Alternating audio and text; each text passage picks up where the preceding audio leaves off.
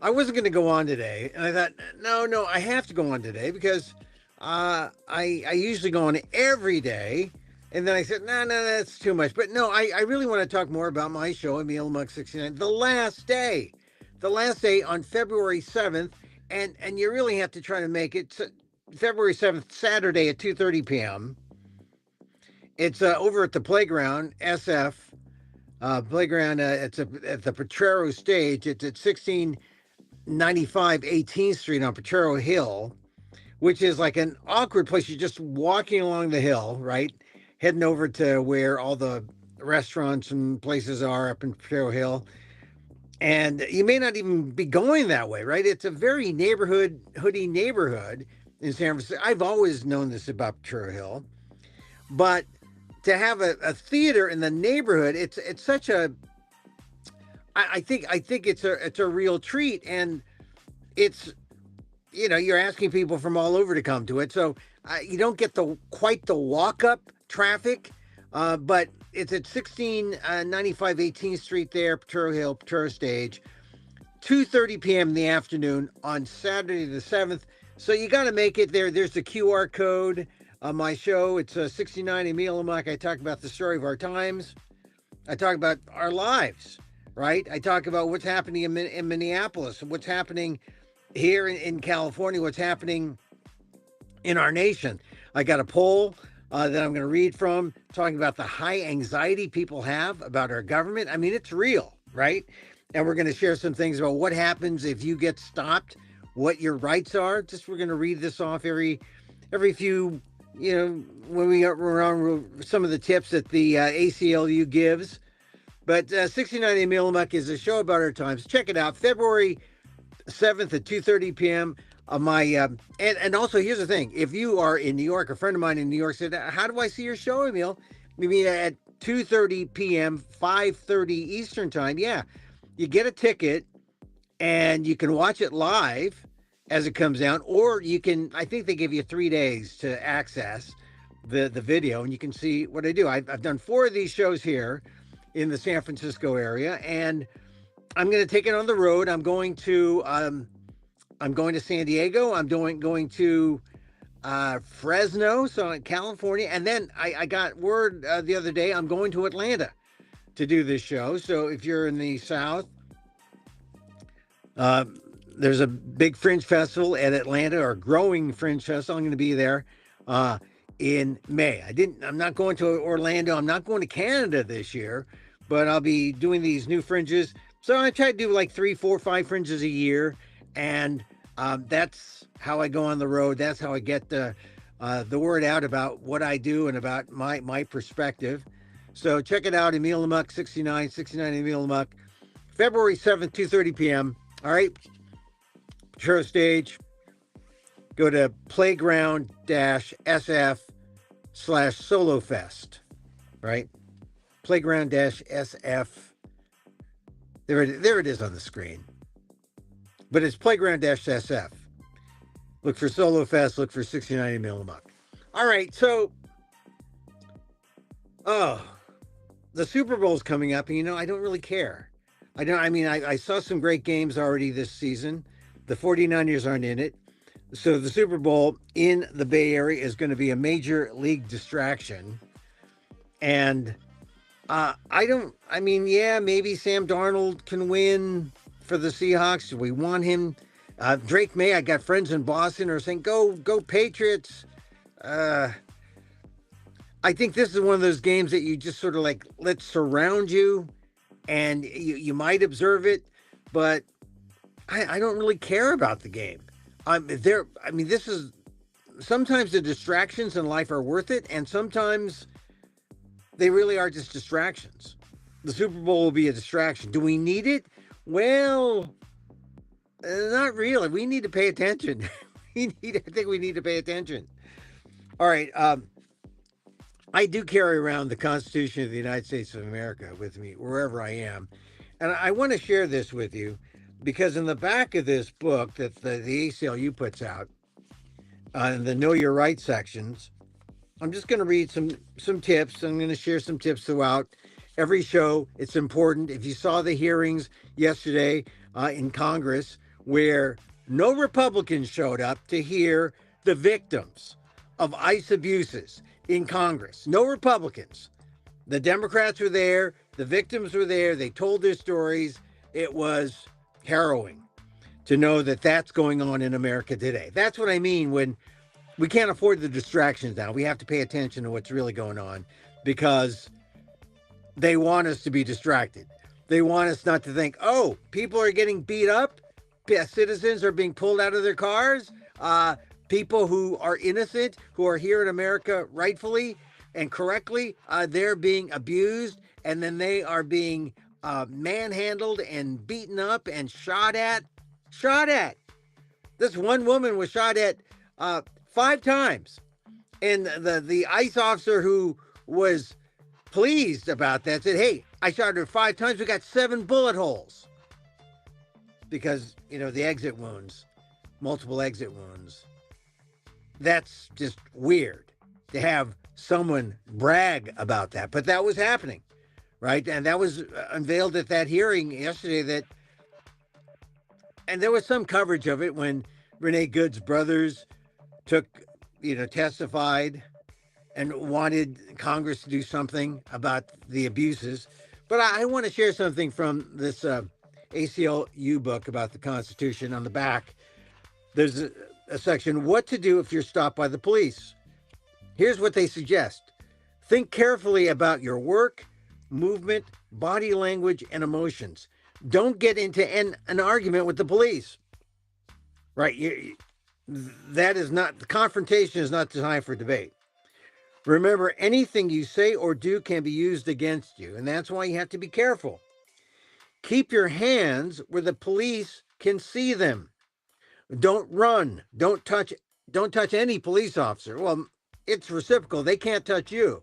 Sometimes I've seen some videos where they're confronting, the police are confronting, or ICE agents are confronting innocent bystanders who are holding up cameras.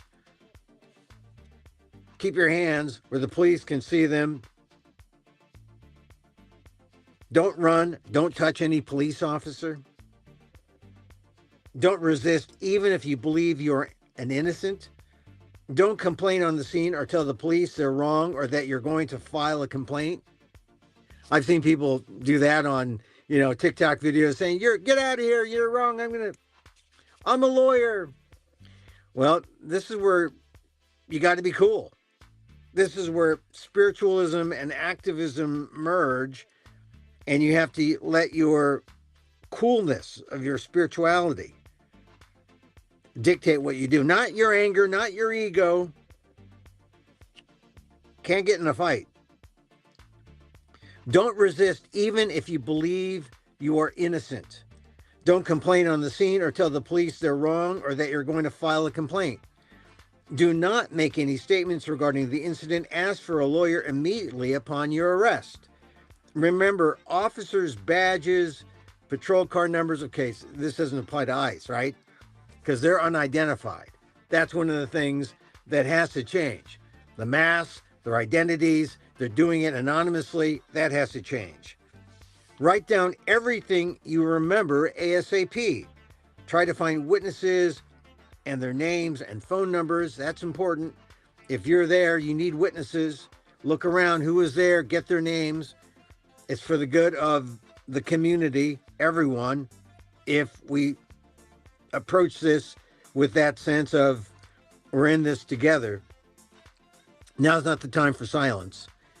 If you are injured, take photographs of the injuries as soon as possible, but make sure you seek medical attention first.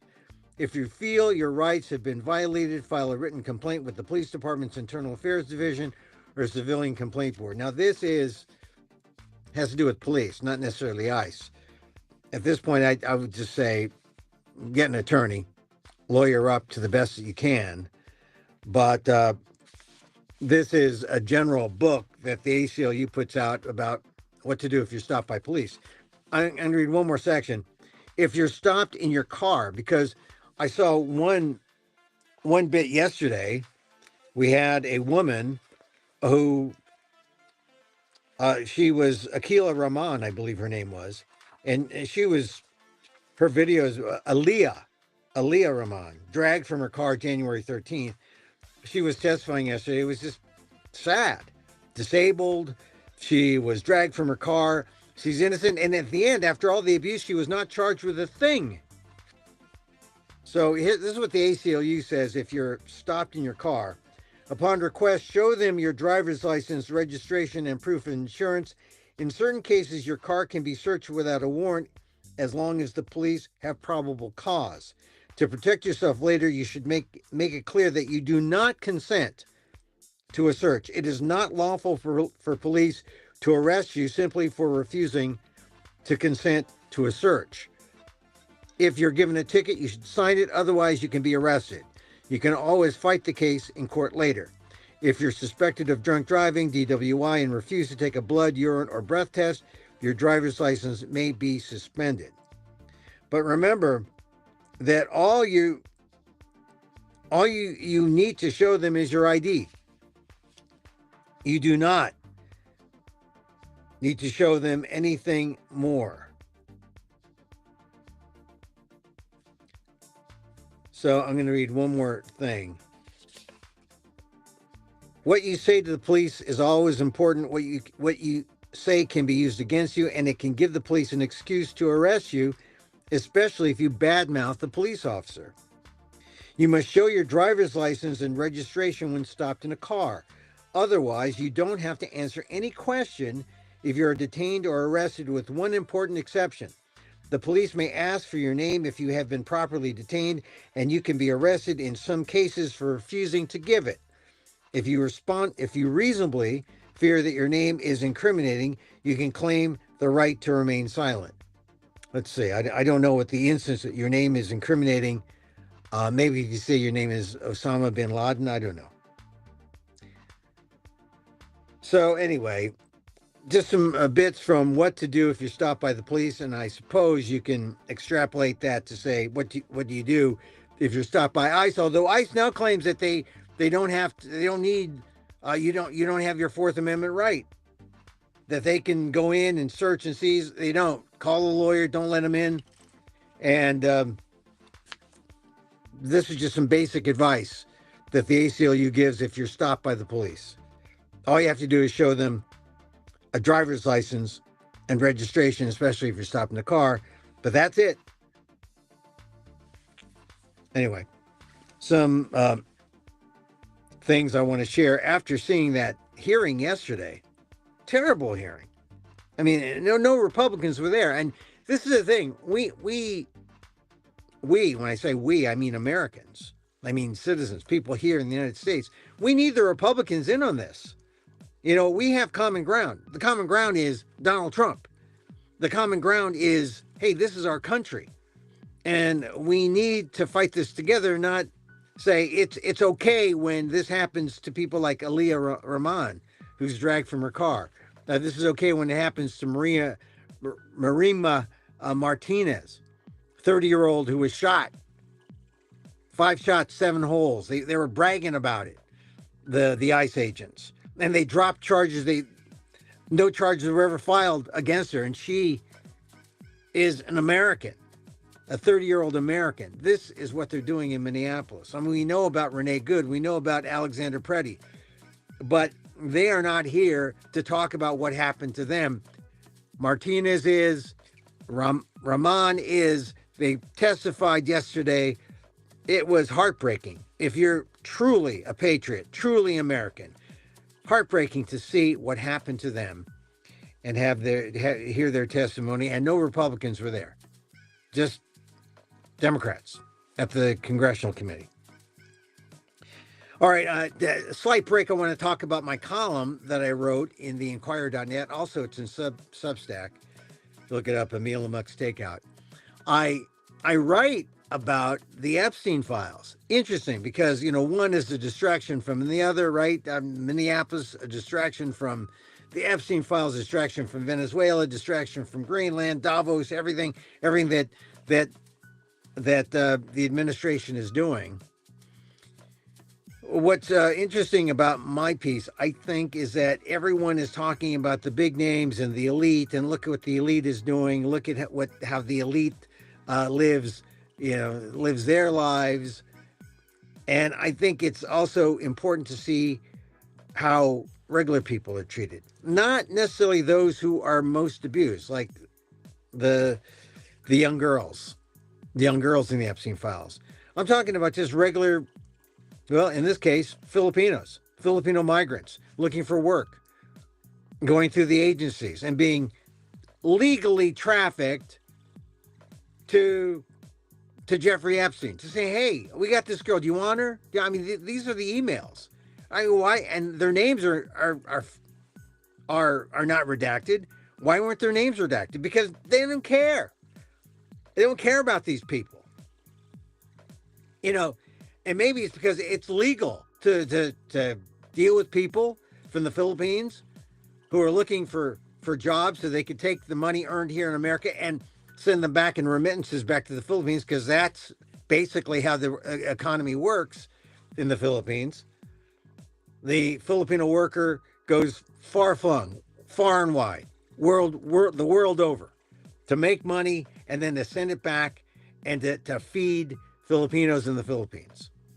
That's how everyone's complicit in the economy of the Philippines. But there were Filipinos looking to work for Jeffrey Epstein, and their names are their resumes. They're all there, and I'm thinking, wow, you redact the rich and famous generally, and then you let, and of course you should redact the victims of sexual abuse, but their names are still there. They were complaining about that. All the redactions, mostly though, were there to protect the rich, the Howard Lutnicks, the Bill Gates. Bill Gates is in a bit of trouble. Well, trouble, there's we don't know what's real and what's not real, right? In the 3 million document dump. But he says it's not real, and it's there though, right? And another distraction. The Trump administration, through the Epstein files on the DOJ site, has created kind of like a kind of parlor game. Let's go. Let's look this up. Let's see. And I just looked up. I found all these Filipino names. I was wondering who's protecting these people. Who's talking for them? They don't care. You know why? Because a century ago, you would have people like this who would be enslaved to people like Jeffrey Epstein, enslaved to the elite. Now they get to pay them. So it's all right. They're still exploited. They're still manipulated. They're still caught in this, they're still caught as underlings to the elite who have everything going their way. Anyway, catch my column. It's in the Inquirer.net, The Invisible Filipinos in the Epstein Files. Also catch it on Substack, Emil Amok's Takeout. And I just think it's a nice counterpoint. If you're reading all about the rich and famous, it's a nice counterpart to see how regular people who are just poor, working class, trying to feed their families here and feed their families in the Philippines, how are they treated in the Epstein files? Not very well. All right, to get back on the stories of the day, Tom Homan said, hey, 700 agents are leaving Minnesota. That's supposed to be the big thing. But there's still 2,000 ICE agents there, and they're still doing, or they might have body cams now, but they're still doing their jobs in the same way that they were doing it, meaning full force and not very nice. It's sort of odd that Tom Homan, the venomous, vicious Tom Homan, the alleged $50,000 bag man, is the guy sent by the administration to be nice, the nice guy. They'll get Bovino out. Bovino's the bad guy. Homan is the nice guy. Kind of ironic. But Homan told reporters today, we're not suspending our mission. We're not walking away from our mission. We're just making this more effective and more smart. So instead of doing the bad assery with 2,700 ICE agents, he's only going to do it with 2,000. Yeah. Let's see. Apparently, there is some cooperation on the part of the state. Under Minnesota law, jails can't hold people longer than they otherwise would because of an ICE detainer, an administrative request without the force of a judicial warrant or a court order. But apparently, there is some cooperation. So I don't know what's going on there. I mean, this is the whole thing about sanctuary laws. The sanctuary laws say, hey, feds, you stay in your lane, states stay in your lane. And there have been some violations, even in California, about feds commingling efforts with the state. And look, it's not that any one side is backing, we're pro illegal immigration. No, we just, hey, keep the laws separate. The feds, they enforce federal law. The states, they don't have anything to do with immigration. So, they don't get in the way of the feds. States concentrate on their lane, law enforcement.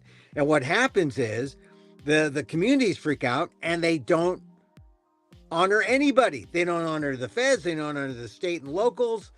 Law enforcement just goes down the drain because the feds step in so viciously, violently, and fear sets in, and then everyone gets hurt. Here's a quote from President Trump. He told NBC, "I learned that maybe we could use a little bit of a softer touch, but you still have to be tough." Boy, that's just like Trump, right? Oh, we're going to be softer, but not really that soft. Anyway, so they're letting 700 people go. ICE, right? Go back Rika, go back under the rock you came from. We're still going to have 2,000 and they're still going to be tough. Nice but tough. Sort of like President Trump, right? Nice but tough. Anyway, that's the state of Minnesota, which means you're going to need some of those tips I gave you about how to deal with police or law enforcement stopping you, knowing your rights. The other big story that's getting attention today is the Washington Post laid off a third of its staff.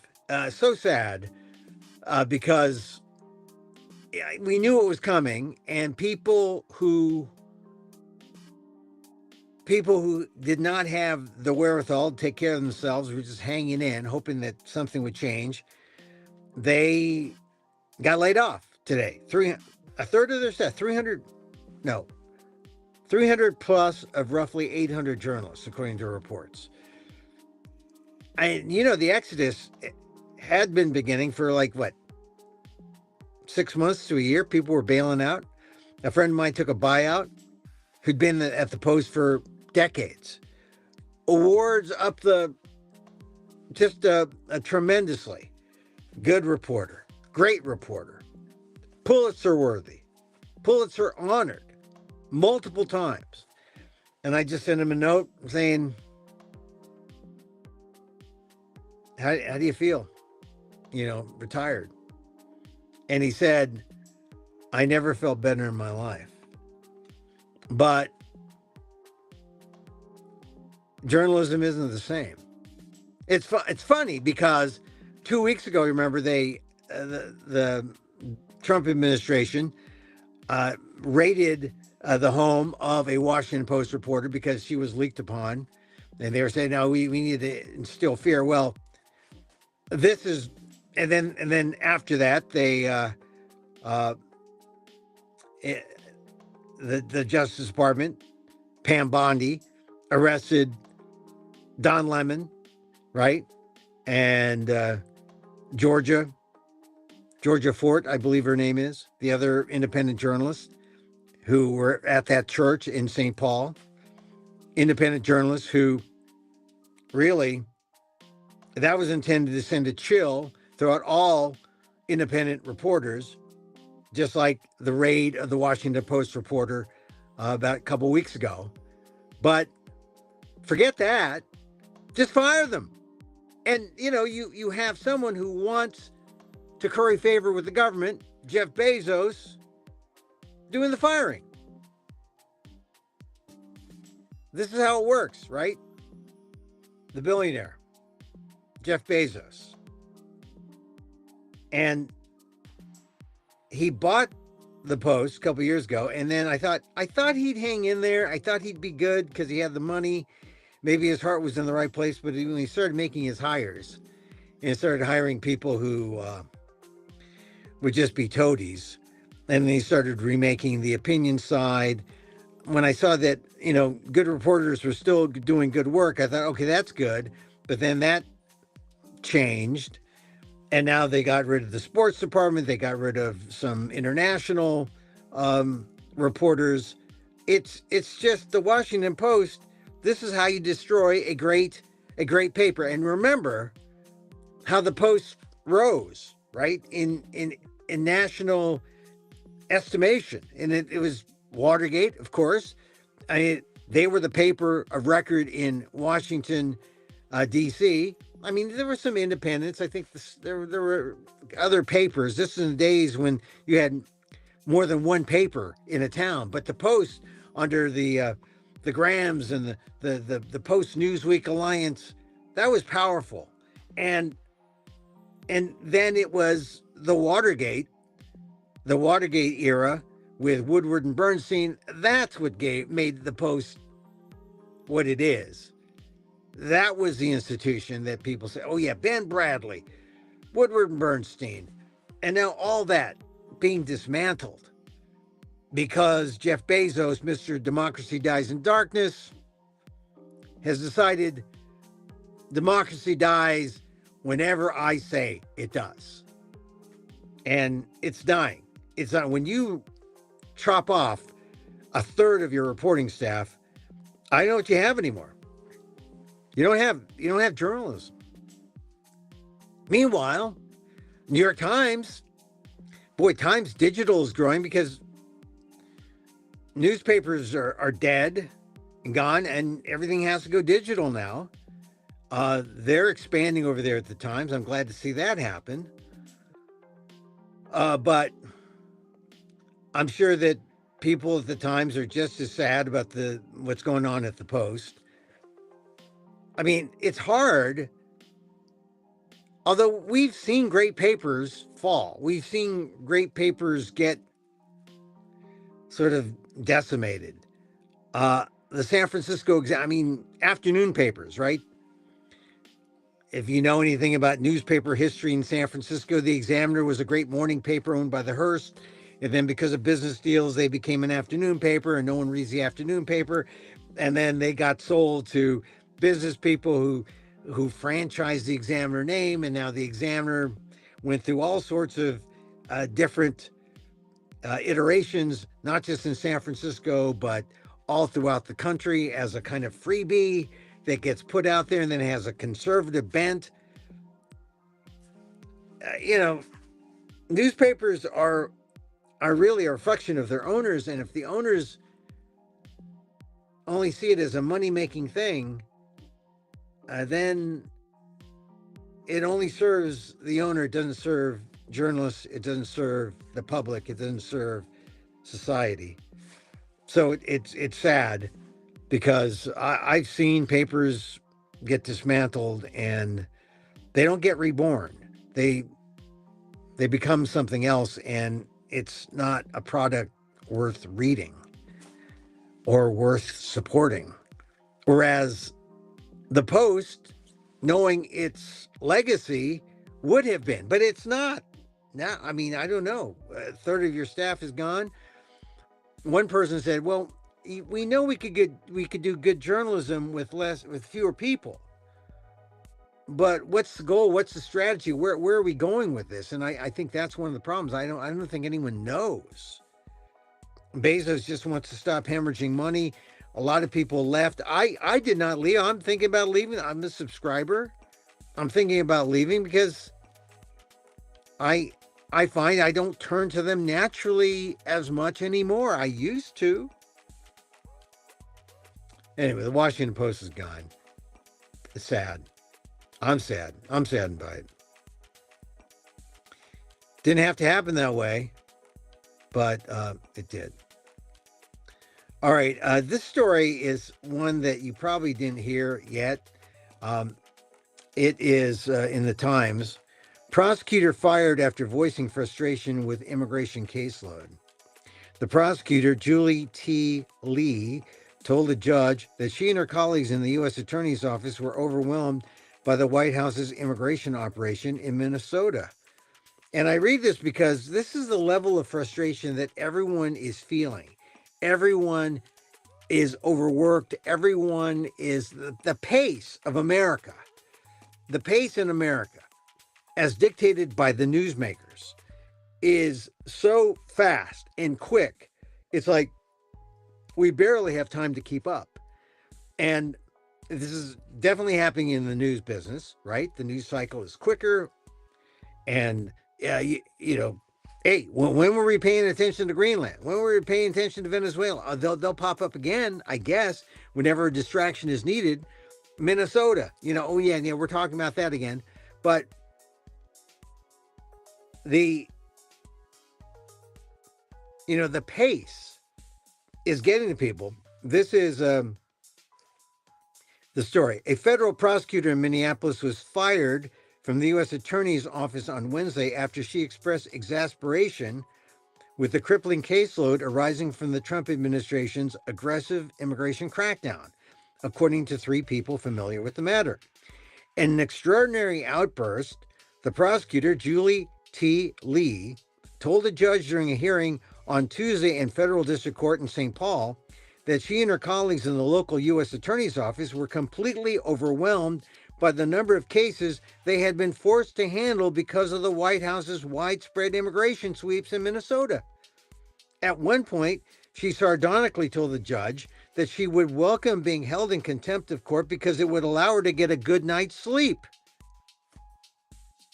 That's what we've come to, right? I mean, Donald Trump does this because he knows that we're gonna be in this state of overwhelm, and then he will do anything that he cares to do, anything that he wants that services him. Ms. Lee's painfully personal remarks came as the judge, Jerry W. Blackwell, was grilling her about why she and other prosecutors had ignored his orders in 5 separate cases to free immigrants he had determined were illegally detained by federal agents. Now, this is interesting. The judge saying, you free them, you don't have a case. Ms. Lee saying, we're trying to get to them.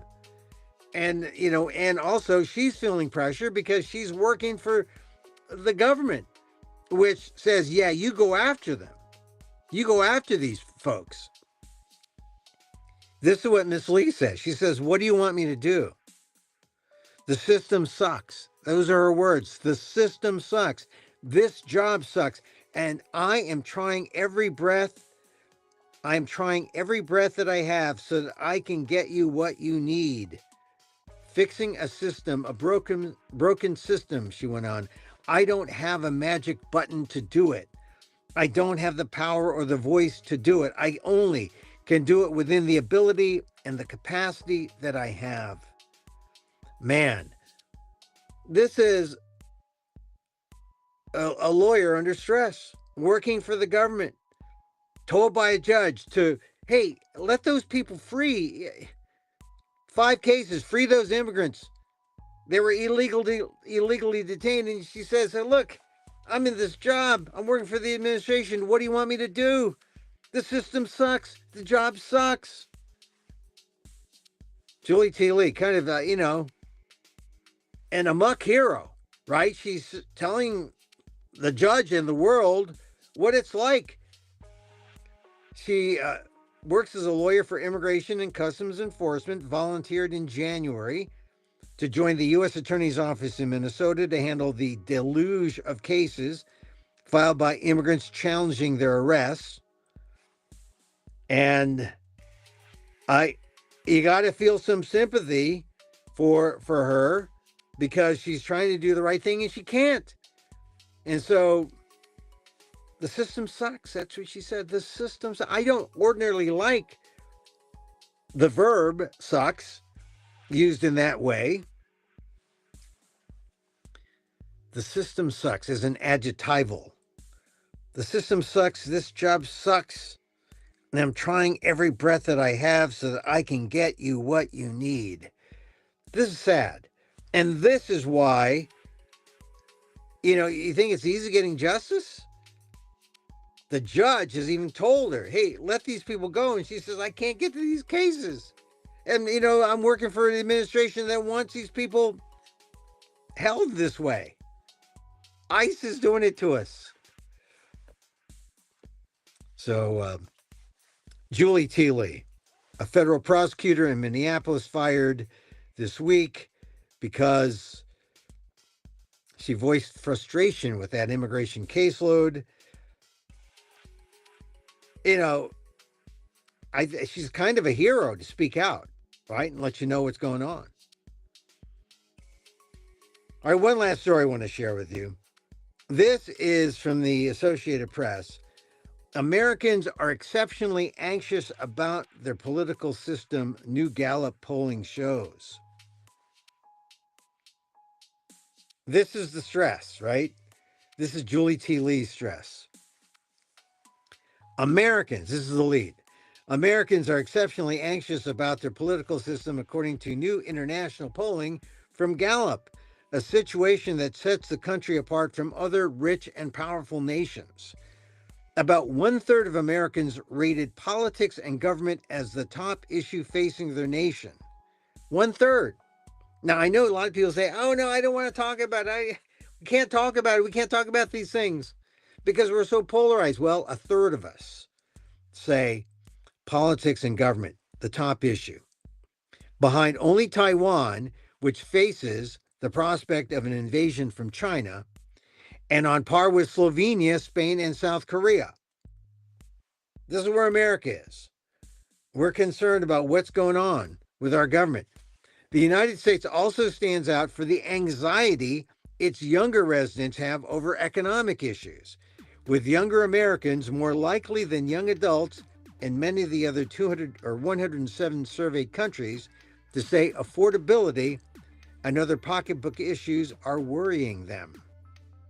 Wealthier countries are more likely to list politics and government as a top issue, as are democracies, but the U.S. stands out as a country that's particularly concerned about the stability of its democratic system and whether it's possible to get ahead economically. This is a unique state of the United States, and interesting that this comes out when you have Minnesota going on and Donald Trump using immigration as the big stick, his big hammer, without really addressing inflation, without really addressing prices, without really addressing the taxes that he's imposed on the American public, because tariffs are taxes on consumers like you and me.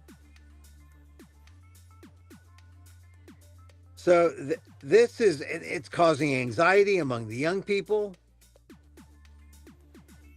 And this is a problem. This is a problem. Young people concerned about getting ahead, older people concerned about the future of our country, politics and governance. This also comes at a time when Donald Trump is in on the ongoing investigation over whether or not he really lost the 2020 election. We know he did. But why is he raiding all these states? Why is he's raiding Georgia?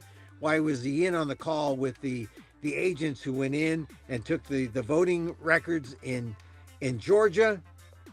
It's because it was a political, it's political vengeance. And people should be concerned about politics and governments, because now it looks like he's trying to figure out a way to make sure that he doesn't lose the Republicans don't lose the elections, the midterm elections. He's trying to do all he can to stop that now, legally, although it's not legal what he's asking for. He wants to nationalize the elections. And going back to the Constitution of the United States, I mean, the Constitution, you got to carry around the Constitution to read it about, but if you do read it and you see you see the talk about elections, right? And let's see, where is that? I mean, it's all up. The times and places and manner of holding elections for senators and representatives shall be prescribed in each state by the legislature thereof. But the Congress may at any time, by law, make or alter such regulations, except as to places of choosing senators. So this is what they're trying to do. They're going to try to nationalize this, and you're going to need Congress to go in because this is the Constitution. The idea of nationalizing elections, a state right, which is now being pushed as maybe a federal right to nationalize these things. Unconstitutional. But, you know, it takes an unconstitutional guy to want to change the Constitution, right? And Donald Trump is very upset that he lost the 2020 election. He just is, even though there's proof that says there was nothing wrong with that election. It was illegal. There was no fraud. But this is all contributing to our current state, and that Gallup poll shows Americans are exceptionally anxious about their political system. And you know what? It's about time. You should be exceptionally anxious. All right. Hey, don't forget my show. I do this show called Emil Amok 69. February 7th, 2:30 p.m. up at the Potrero Stage, 1695 18th Street, playground-sf/solofest or playground-sf.org. Look for you can get a ticket. The tickets are free with donation. And honestly, you know, you can make a donation, or you could say, we'll let Emil starve. Thank you for your donations, by the way. I mean, some people have donated, but it's like doing a show and passing the hat, right? And you can get your free ticket and stream it live and go see it. And then, or you can donate to me, or you can watch it free and then donate later. Whatever you want. You can come to the theater, watch it in person there on 18th Street, 2:30 p.m. on Saturday. What are you doing on Saturday at 2:30 p.m.? You should see me. Emil Amok 69. I talk about the state of the world. State of the world. It's different from this show. This is like a talk show, which I used to do. But, and I talk about my columns and things like that. But the show is a show. It kind of comic. It's real. I explain things. You'll like it. Anyway, it's on the February 7th, 2:30 p.m. Check it out. They're playground-sf.org/solofest to get tickets. Oh, look at what nice people have said about me. They've said some nice things about me, some reviewers. All right. We're going to close it here. I just like to do this because I'm talking to you. I just felt like there were some things I had to get off my chest today. So, Americans are exceptionally anxious about their political system.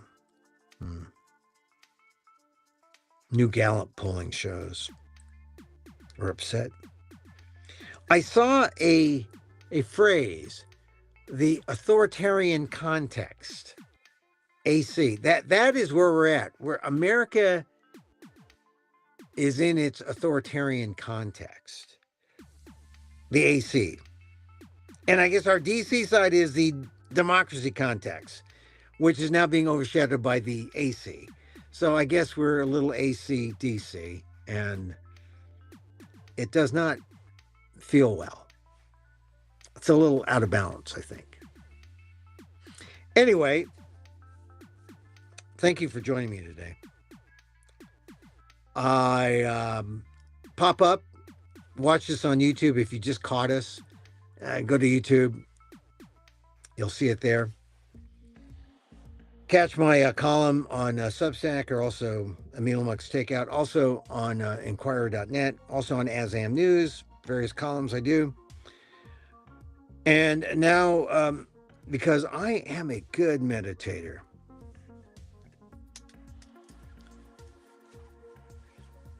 I like Sharon Salzberg. She's good. Good. And I borrow the loving kindness, because we got to be loving and kind. And so, as I wish for me, I wish for you. May you be safe.